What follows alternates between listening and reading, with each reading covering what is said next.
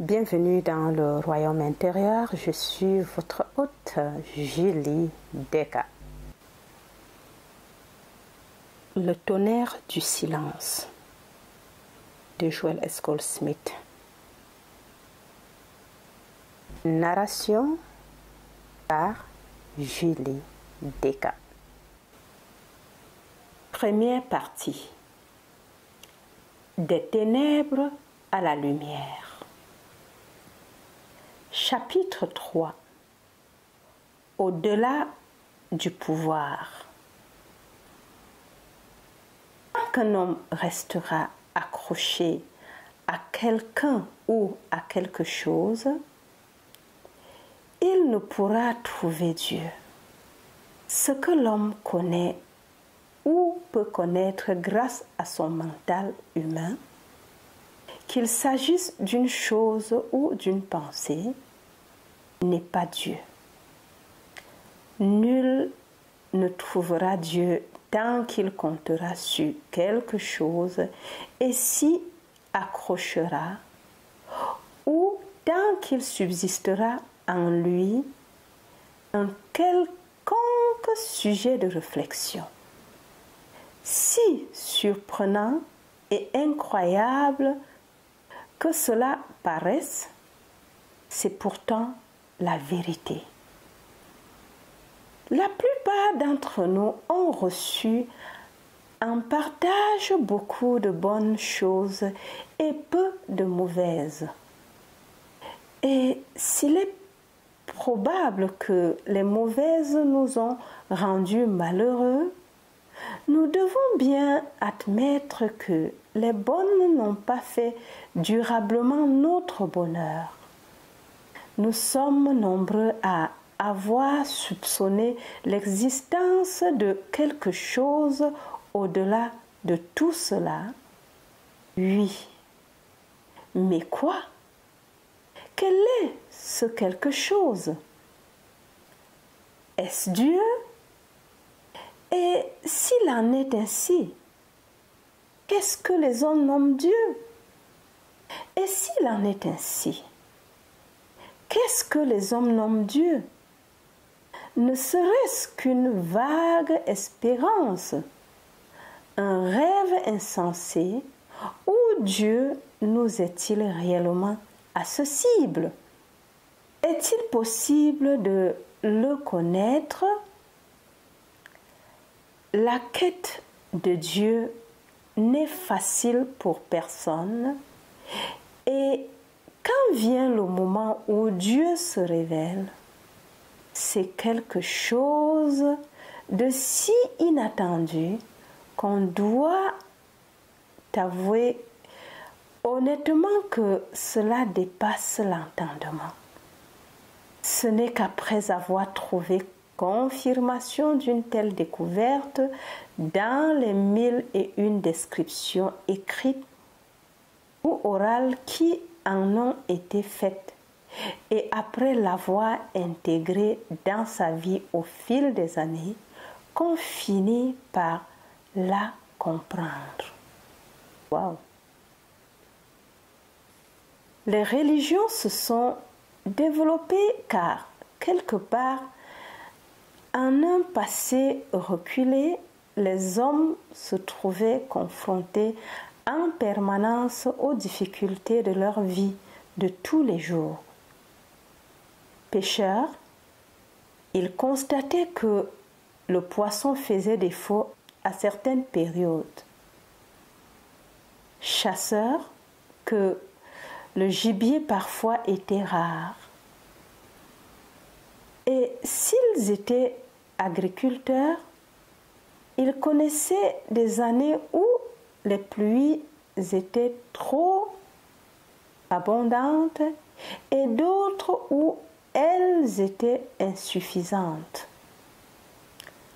Parfois, des ennemis franchissaient la frontière pour exercer des violences et alors les forts triomphaient presque toujours des faibles, pillant leurs voisins moins puissants et les réduisant souvent en esclavage. Même s'il ne les rendait pas totalement captifs, physiquement parlant, ils pratiquaient une forme d'esclavage mental en les maintenant autant que possible dans l'ignorance afin de mieux les exploiter. Ensuite, toutefois, dès que les faibles reprenaient les forces, la situation se trouvait souvent renversée. Les témoignages historiques indiquent que les puissants ont toujours dépossédé les faibles.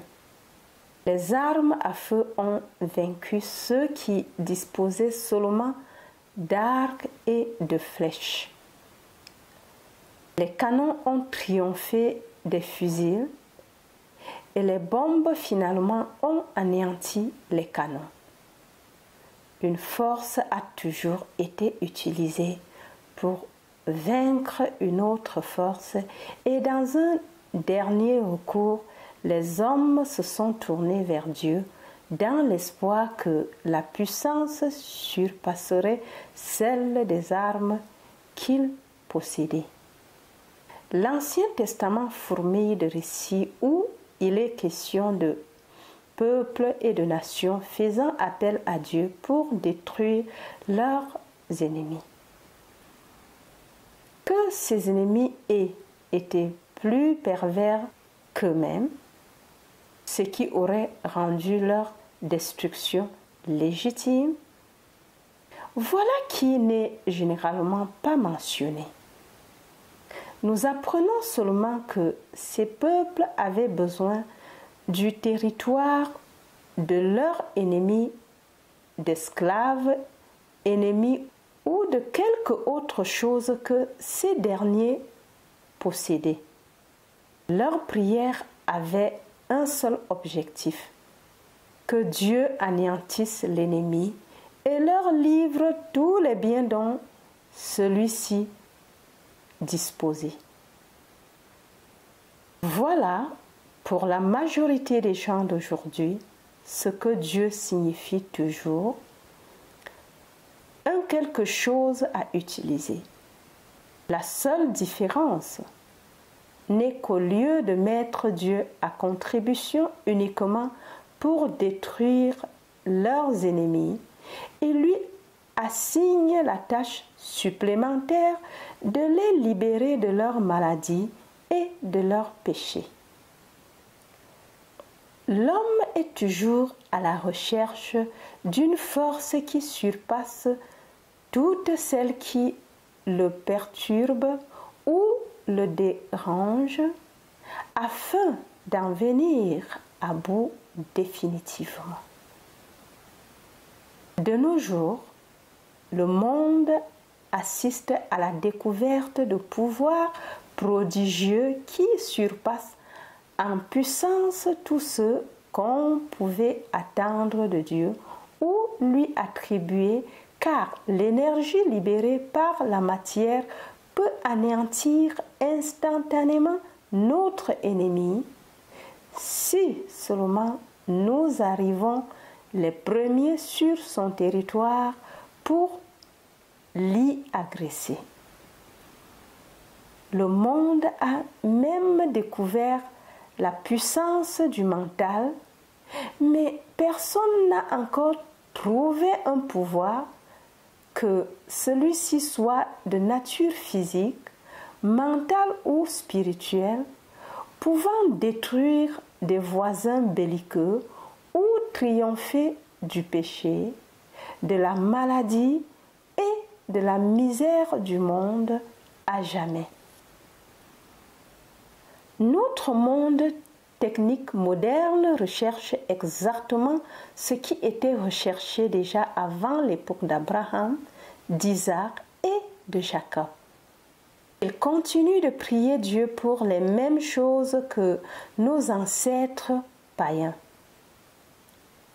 L'homme n'a pas encore appris cette grande leçon, à savoir que l'utilisation d'un quelconque pouvoir est est vaine pour triompher de n'importe quelle difficulté et toutes les difficultés.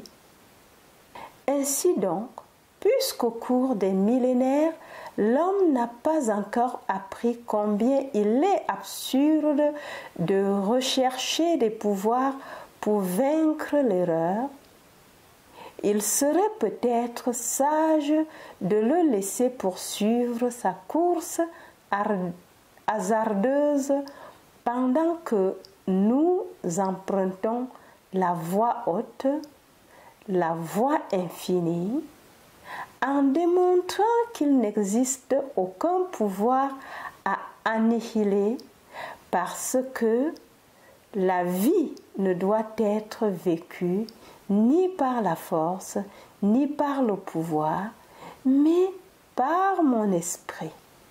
Waouh! Amen. Quand Charles P.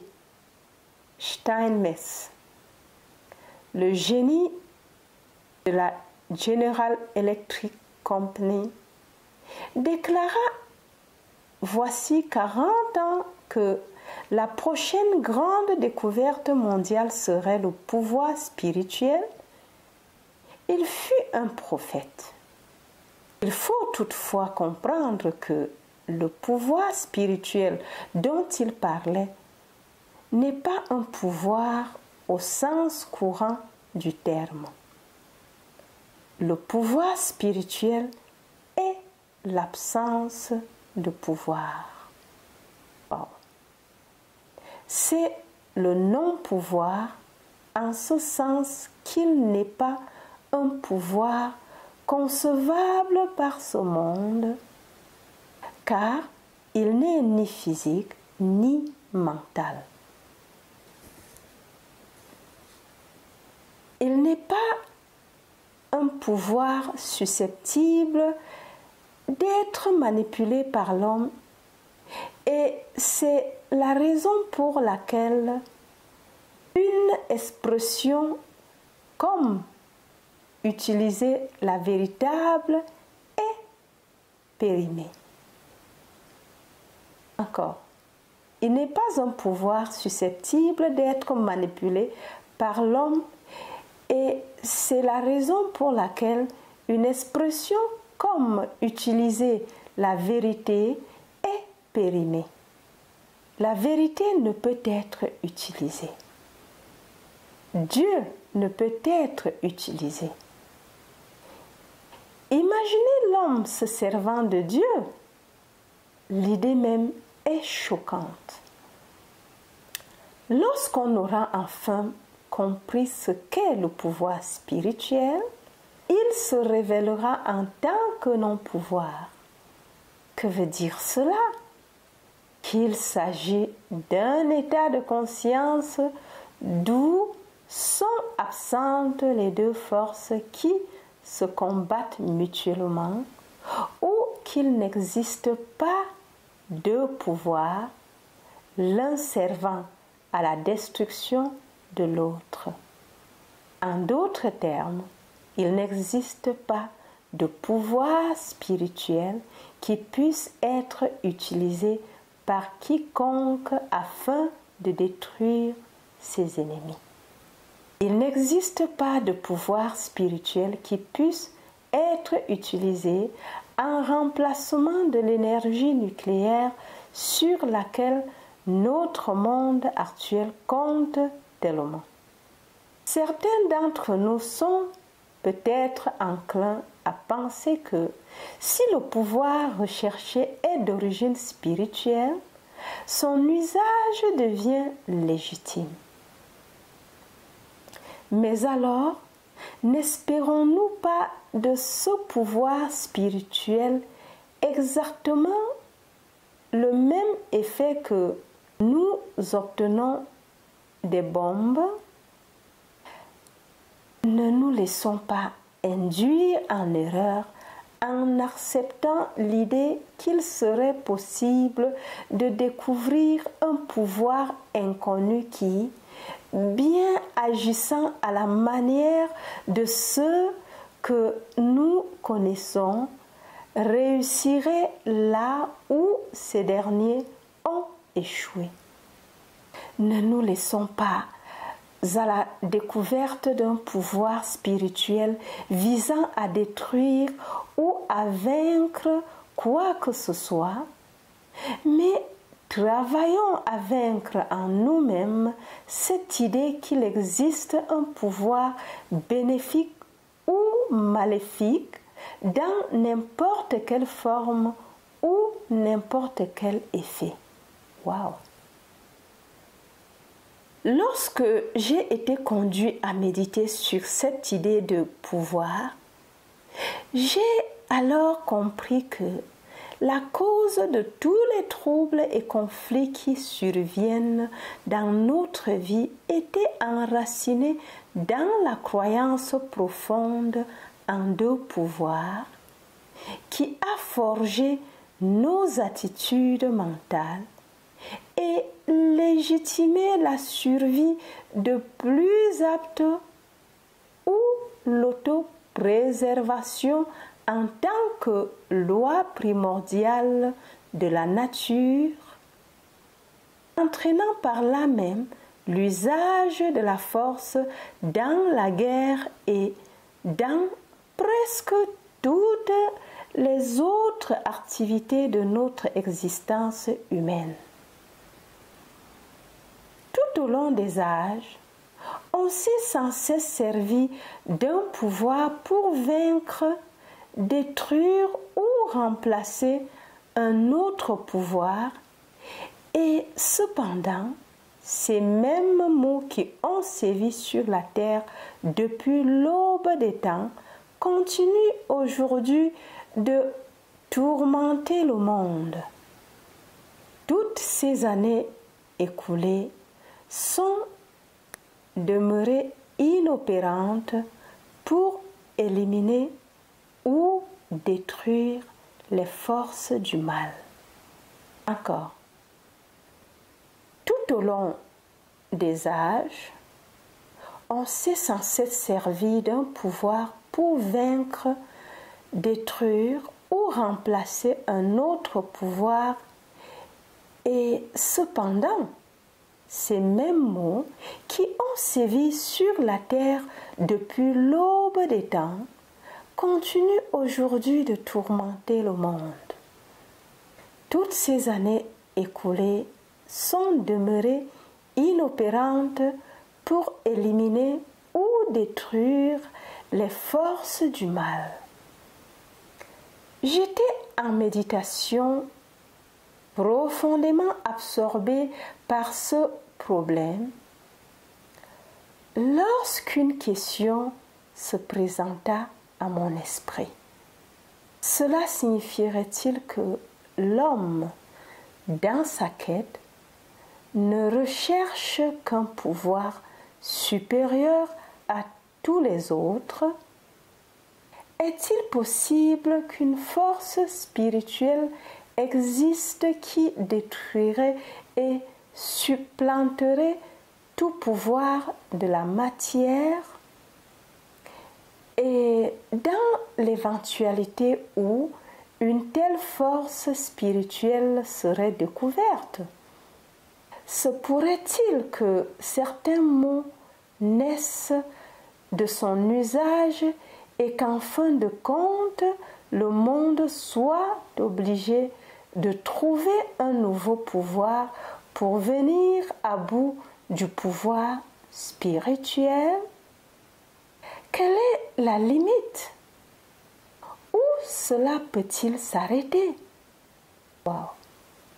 Je savais que toute force ou pouvoir disponible, et cela dans n'importe quel domaine, pouvait potentiellement être utilisé pour le bien comme pour le mal. Comment cela peut-il? Telle était la question que je me posais pendant cette méditation. Dans un monde ordonné et régi par Dieu, la puissance divine peut-elle être utilisée à la fois pour le bien et pour le mal? Avec la rapidité de l'éclair, cette question elle-même me révéla sa réponse. Non.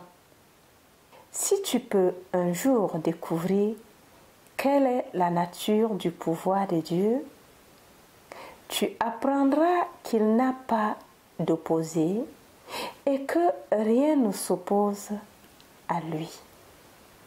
Il ne peut être utilisé ni pour le bien ni pour le mal. Il peut seulement être la puissance qui crée, maintient et soutient le bien. L'unique puissance dont on ne peut se servir car on ne peut utiliser la puissance de Dieu. Elle peut se servir de nous, mais elle ne peut être utilisée par nous. Amen. C'est ce pouvoir que le monde attend.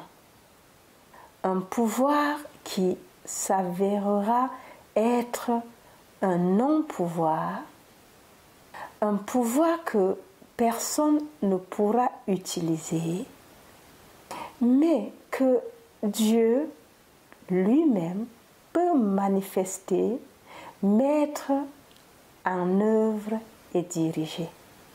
Amen. Il me devint évident qu'aussi longtemps qu'une croyance en deux pouvoirs se perpétuera, il y aura des personnes qui utiliseront ces forces et pouvoirs pour le bien et d'autres pour le mal. Et comme l'inertie empêche la plupart des humains de prendre parti pour le bien, c'est le mal qui en général prévaut. Wow. Autant où la puissance était essentiellement fondée sur la force matérielle, nous voyons opérer à la fois de bonnes et de mauvaises forces de ce type. Encore. Autant où la puissance était essentiellement fondée sur la force matérielle, nous voyons opérer à la fois de bonnes et de mauvaises forces de ce type. Vint ensuite la période où la puissance mentale l'emporta, et ce fut au début une bonne période, puisqu'au cours de celle-ci, cette puissance mentale fut utilisée pour guérir et régénérer les êtres. Cependant, on découvrit bien vite qu'elle pouvait tout autant être utilisée à des fins maléfiques. De nos jours, comme en tout temps, le monde est à la fois le champ de force mentale et matérielle. La solution est un défi. Elle consiste à dépasser le stade où il est fait usage d'un pouvoir ou d'une force quelconque pour parvenir à l'état de non-pouvoir.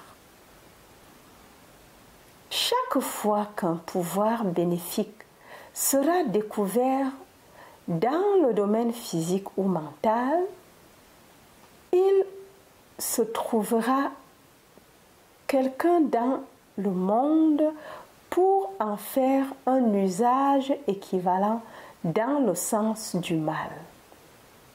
Finalement, cette lutte entre des forces qui s'opposent ne sera révolue que grâce à la faculté que nous avons de nous élever jusqu'au pouvoir divin, qui n'est pas une force bénéfique éphémère, mais la force créatrice qui maintient et qui soutient et d'accéder à cette dimension de la vie où il n'existe plus aucun pouvoir, c'est-à-dire aucun pouvoir que l'on puisse utiliser. Amen. Dans un univers qui est la création de Dieu, le secret de la vie réside dans le non-pouvoir. Wow. Lorsque nous parvenons à ce stade du non-pouvoir, aucun pouvoir ne peut plus agir contre nous, en nous ou à travers nous. Amen. Ceci nous place dans une position très humble, car même s'il nous est déplaisant de l'avouer, nous devons bien finir par reconnaître que de moi-même, je ne puis rien faire, ainsi que Jésus l'a dit. Amen.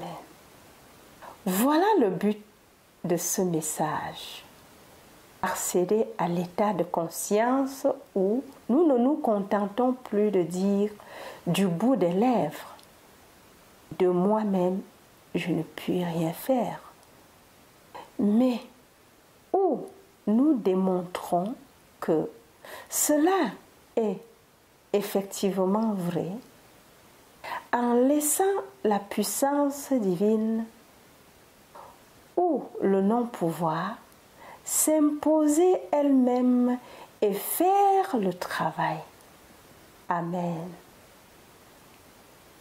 Ce principe comporte une seconde partie tout aussi importante que la première, dont elle est le corollaire.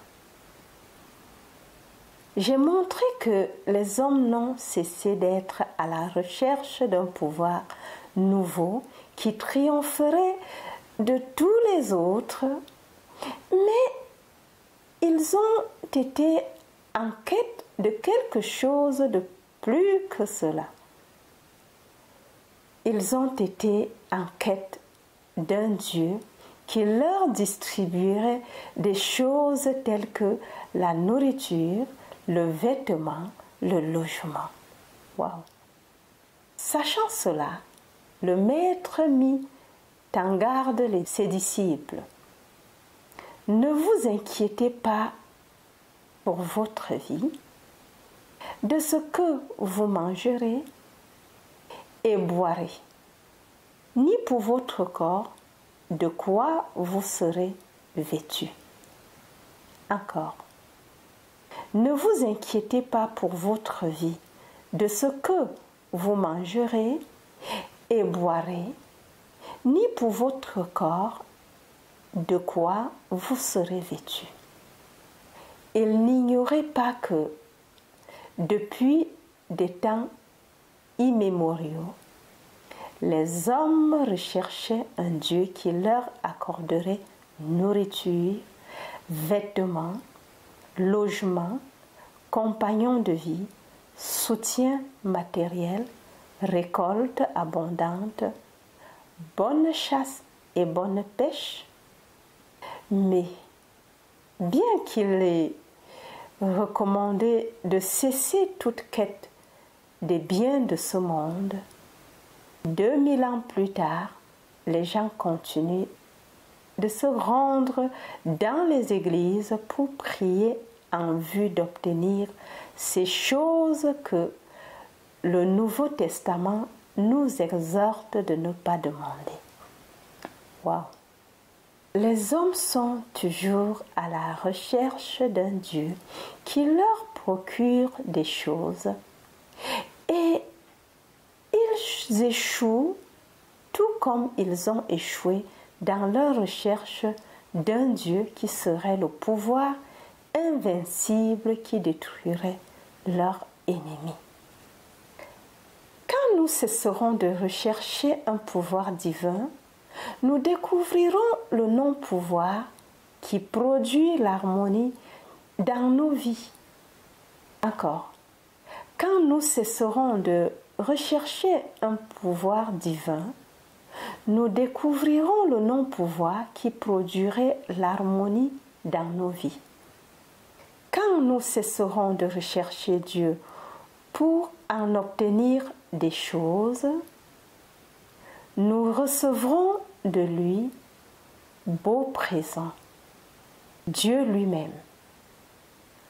Nous recevrons Dieu dans notre conscience, dans notre sanctuaire ou temple intérieur, ce lieu secret du Très-Haut, qui n'est pas ailleurs qu'au-dedans de nous-mêmes. La grande leçon à apprendre, c'est que notre but est de parvenir à réaliser Dieu, et cela sans aucun motif. À ceux qui pensent, ne devrais-je pas avoir la santé, ou bien ne devrais-je pas bénéficier de ressources abondantes?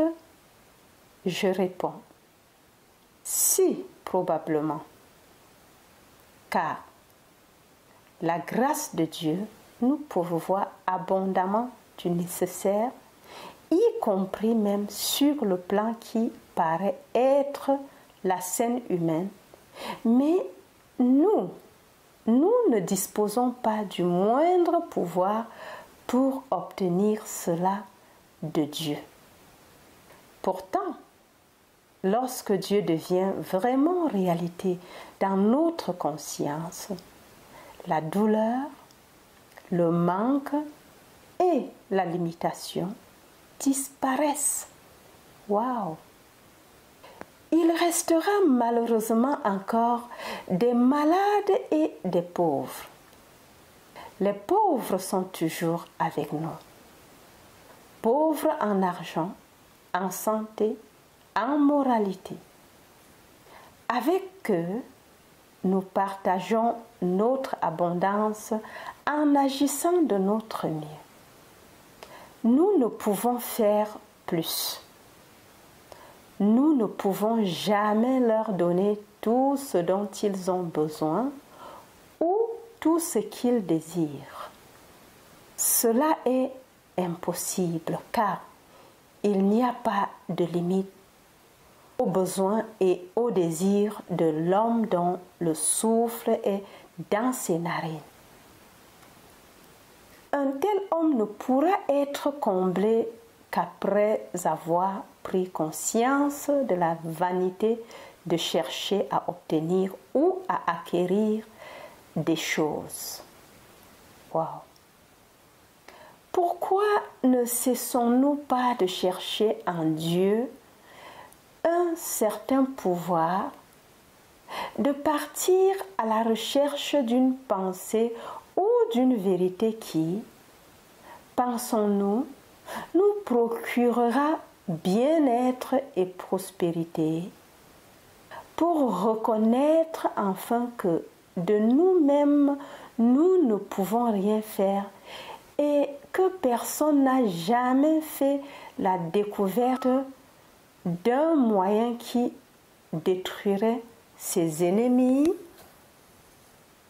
Pourquoi ne cessons-nous pas de chercher en Dieu un certain pouvoir, de partir à la recherche d'une pensée ou d'une vérité qui, pensons-nous, nous procurera bien-être et prospérité, pour reconnaître enfin que de nous-mêmes, nous ne pouvons rien faire et que personne n'a jamais fait la découverte d'un moyen qui détruirait ses ennemis. Demeurons inébranlables dans la prise de conscience du fait que tous les maux de ce monde ne constituent que le bras de chair, et laissons celui-ci s'éloigner puis disparaître de notre vie. Laissons-le disparaître, non pas en le chassant ou en l'expulsant par force, mais en le laissant simplement passer. Rien ne peut s'accomplir par la lutte physique ou mentale, car lutter ne fait que renforcer ce qui semble être, dans notre expérience, une force du mal. C'est vous et moi qui entretenons abusivement l'idée que le péché, les faux désirs, la maladie, le manque ou la limitation ont un pouvoir, car ces choses en elles-mêmes n'en recèlent aucun. Et c'est la raison pour laquelle aucun pouvoir ou force découverte dans les domaines physiques, mental ou spirituel n'a jamais pu disparaître totalement une condition indésirable. Chaque fois que nous pensons « j'ai besoin de ceci ou cela »,« j'aimerais ceci ou cela », nous devons avoir en tête cette réponse toute prête. L'homme ne vivra pas seulement de pain, c'est-à-dire des effets ou choses créées, mais de l'esprit qui est le Créateur. Cela doit faire l'objet d'une prise de conscience continuelle jusqu'à ce que nous ayons maîtrisé tout désir concernant les êtres et des choses du monde extérieur. Nous devons perdre tout désir pour ce qui appartient au domaine visible en prenant conscience qu'essentiellement ce n'est pas le visible qui nous fait vivre, mais l'invisible. Nous nous apercevons alors que l'invisible infini fera surgir dans notre existence tout ce qui est nécessaire à notre vie quotidienne. Personnes, choses, circonstances et conditions. Encore.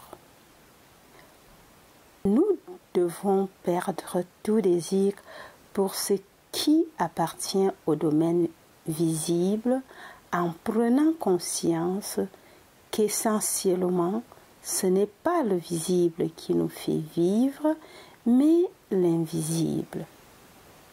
Nous nous apercevrons alors que l'invisible infini fera surgir dans notre existence tout ce qui est nécessaire à notre vie quotidienne. Personnes, choses, circonstances et conditions. De la même façon, chaque fois que nous sommes tentés d'imaginer qu'un quelconque pouvoir engendrant la négativité, le mal ou l'erreur domine notre vie apparente et la rend inutile et stérile, ce qui nous incite alors à vouloir la destruction de ce soi-disant pouvoir.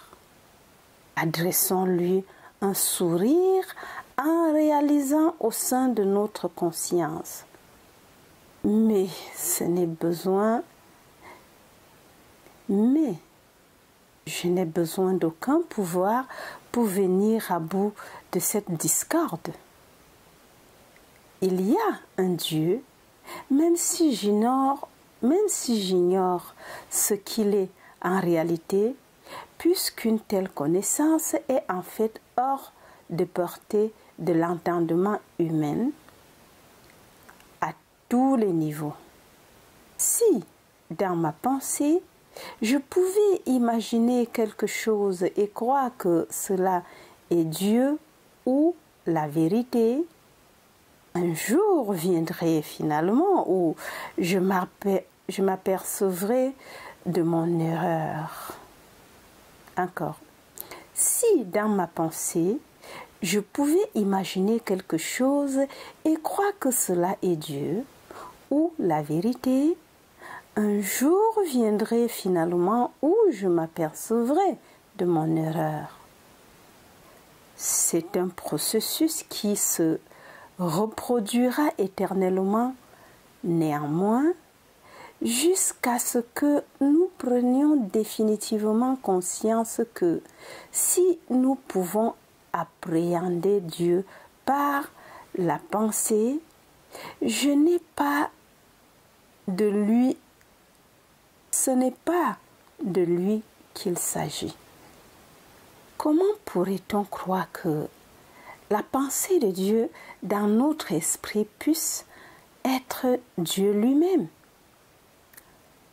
Cela consisterait automatiquement à le localiser et à le limiter. Encore. Comment pourrait-on croire que la pensée de Dieu dans notre esprit puisse être Dieu lui-même? Cela consisterait automatiquement à le localiser et à le limiter.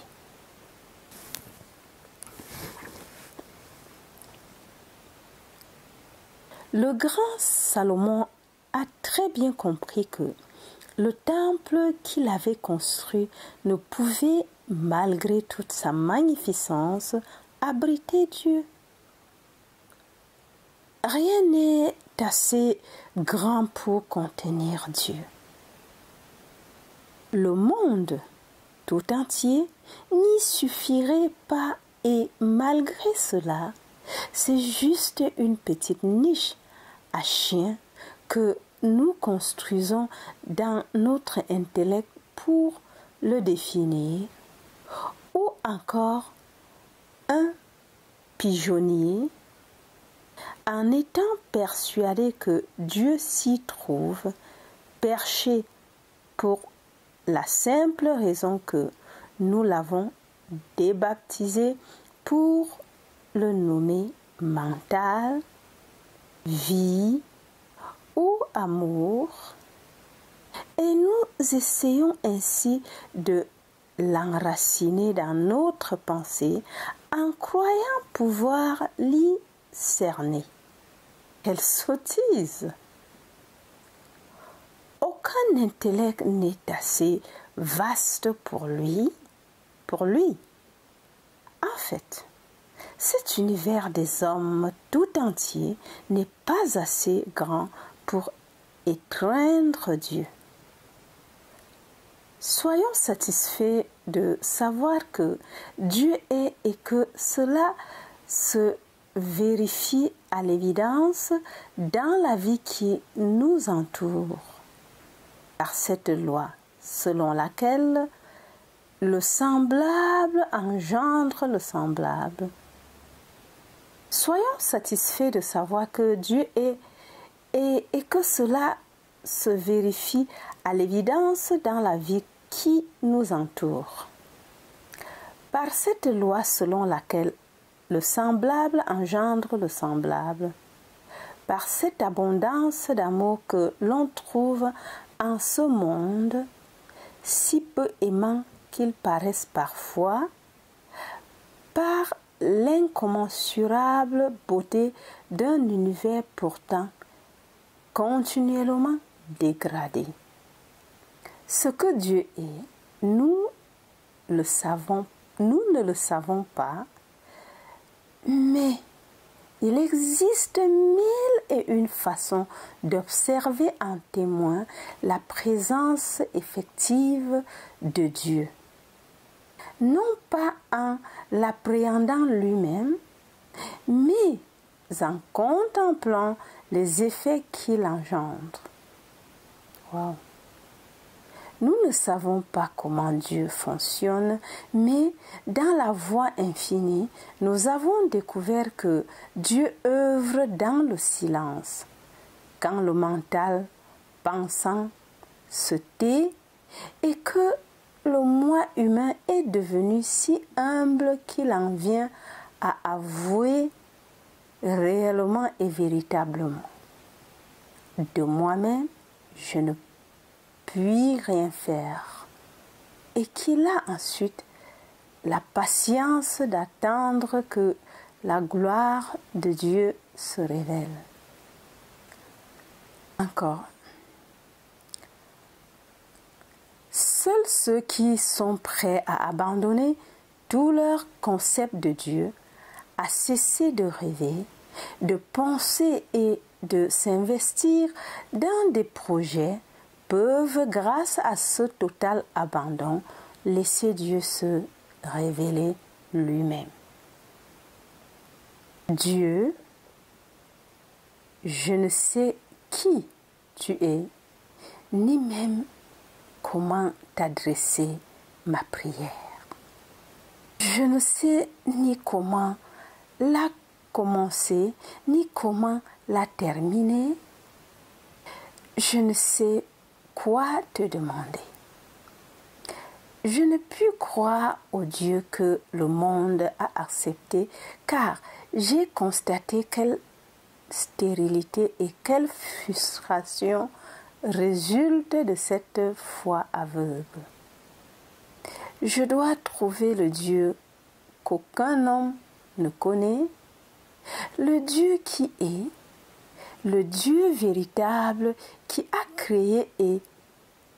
créé cet univers à son image et à sa ressemblance, parfait, harmonieux et complet, et qui le maintient et le soutient dans sa perfection infinie et éternelle. En un tel Dieu, je puis croire. Père, révèle-toi. Fais-moi connaître ta volonté. Jamais plus je ne te déshonorerai en essayant de te faire part de ce dont j'ai besoin et en tentant ensuite de te contraindre à me l'accorder. Jamais je n'attendrai de toi que tu fasses ma volonté ou obéisses à mes ordres, comme si tu étais mon garçon de course. Je place ma vie, ma main, mon être et mon corps sous ta garde. Père, fais-en ce que tu veux. Prends mes péchés, mes peurs et mes maladies. Prends ma santé et mes richesses. Prends tout. Une seule donation me suffit. Le don de toi-même. Nous ne pouvons parvenir à cet état de réceptivité et y répondre intérieurement avant de nous y être préparés. Nous n'y serons pas prêts avant d'avoir expérimenté toutes les diverses acceptations de Dieu que nous présente le monde. Le Dieu de la religion, le Dieu métaphysique que nous pensons pouvoir utiliser et qui fait pour nous les démonstrations de choses tangibles. Nous mettons donc à laisser chacune de ces conceptions de Dieu, et lorsque nous aurons cessé de tout, essayer, nous serons enfin prêts à nous abandonner, prêts à renoncer à notre recherche d'un gigantesque pouvoir qui détruirait nos ennemis ou nous comblerait de bienfaits. Nous renonçons à notre désir d'un tel Dieu et nous demeurons dans la parole qui s'exprime ainsi. Dieu est. ta grâce me suffit, non par le pouvoir, non par la puissance. L'homme ne vivra pas en faisant usage de pouvoir ou de choses extérieures, mais par le Verbe. Il y a longtemps que ceux d'entre nous qui ont approfondi l'enseignement métaphysique ne mettent plus leur foi dans le pouvoir et les moyens matériels. C'est en faisant maintenant le pas suivant qui consiste à abandonner notre foi dans les moyens mentaux, pouvoir et remèdes physiques, que nous parvenons au Dieu véritable, à ce Dieu dont nous pouvons faire l'expérience, mais qui jamais ne peut être connu par l'intermédiaire du mental ni être utilisé. Wow. Encore. Il y a longtemps que ceux d'entre nous qui ont approfondi l'enseignement métaphysique ne mettent plus leur foi dans le pouvoir et les moyens matériels. C'est en faisant maintenant le pas suivant qui consiste à abandonner notre foi dans les moyens mentaux, pouvoir et remèdes physiques, que nous parvenons au lieu véritable, à ce Dieu dont nous pouvons faire l'expérience, mais qui jamais ne peut être connu par l'intermédiaire du mental, ni être utilisé. Wow.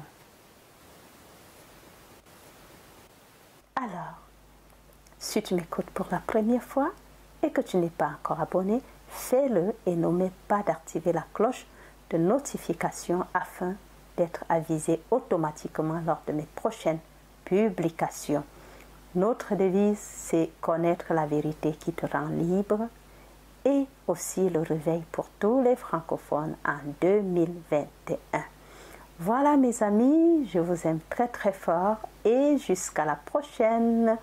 Bye bye, c'était Julie Descartes.